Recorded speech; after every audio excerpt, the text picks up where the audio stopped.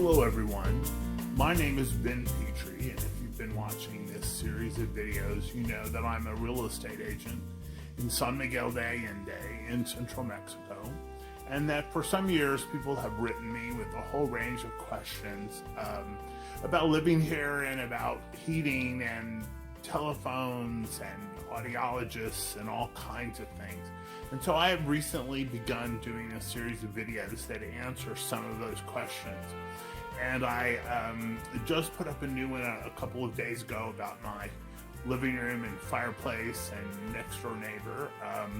But I wanted to do another one here today and really to talk about this.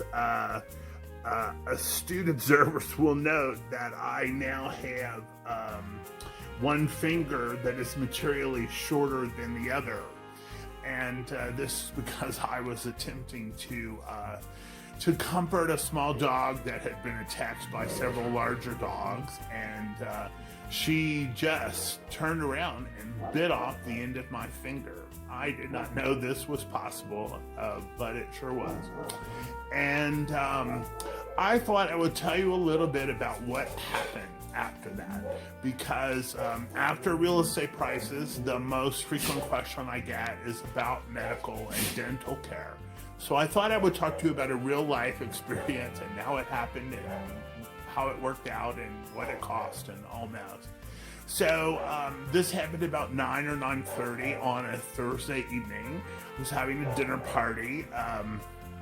We had all been together for several hours, and I was attempting to hold the dog and comfort the dog when she took this big whack off my thumb.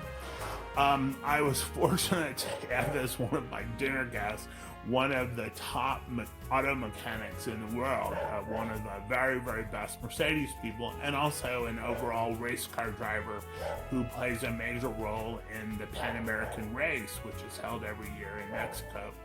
And so it turns out that if you slice off the end of your finger, that having a guy with a really big mechanic shop is a terrific asset, because he knows everything you're supposed to do and comforts you so you don't pass out and just a whole lot of other neat things.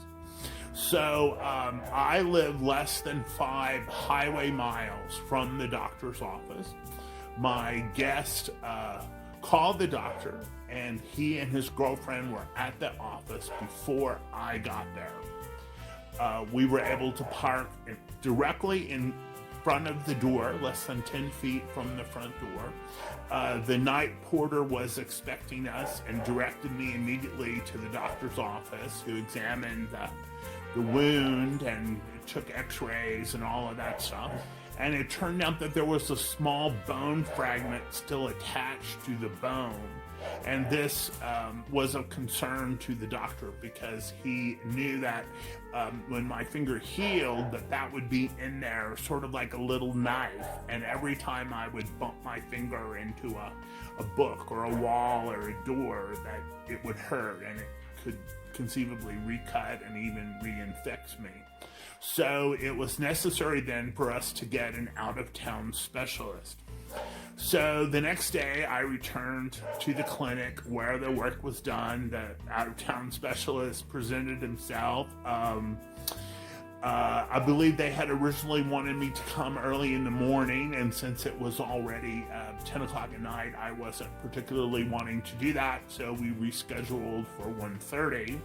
I was back home after the initial Thursday night examination and sort of wrap up in less than an hour. I was back at home in bed reading. I presented myself on Friday as I was supposed to, and they did the work in a very short period of time. Again, there was no wait. It was easy to park. I arrived, sat in the office maybe 10 minutes before they took me into the examination room. And this out-of-town guy was there in addition to the original doctor. And so this has all worked out really great. This has been in the neighborhood of 8 or 10 weeks. I have pretty much full healing. I would have preferred to have kept my finger, but everything said, I'm looking forward to living another 3 or 4 decades with it as it is. So the total cost of all of this, because I have no insurance that is applicable to this situation, was about $350 or $60, and that included way too many antibiotics, which I really haven't taken. I took them for 3 days and then stopped because I'm sort of an antibiotic and pro, biotica and keeping your natural system alive. So I tell you this so you can just have an example of what really happens. Now, I'm sure I would have gotten fantastic care if I had done this in Houston or Los Angeles or Chicago or wherever, but I imagine that I wouldn't have picked the doctor, that I wouldn't have been able to park near the door, that I would have had to wait, that it might have taken a while longer to schedule the specialist, and I'm pretty confident it would have cost way more than $350. So I've discussed this a little bit in the past video, and I'm sure I'll talk about it some more in the future, but there are different ways to approach this. There are people who live here who do return to the States for treatment. There are people who don't. And I am, so far, my couple of experiences directly and indirectly with the Mexican healthcare system has been really wonderful, and I have liked that, and I would be completely comfortable if any one of my family or friends or people visiting or anyone in that kind of world would be forced to seek treatment here. So that's my little bit about what happened and how I have less finger than I used to be, or used to have. And I will be recording regularly videos from now on. I've taken this long break during this COVID time for no particularly good reason. And I've, of course, had a lot of emails about people talking to me about real estate prices, so I will be devoting a video to that very soon. And the hint is buyers will do backflips, sellers will probably see it as a call to action. And I've also had people ask about my dogs, who I think some of them have just passed behind me, and also about the cactus and succulents. And I've been invited to do a video of my yard for the San Diego Cactus and Succulent Society, and you guys will get a preview of that when the time comes. But anyway, that's about all I have to say for today.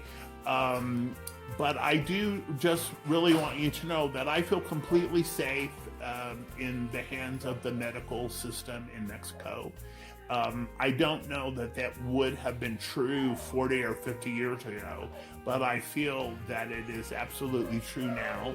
And I have a very close friend who's being treated for a type of cancer, and feel very good about that situation and so forth.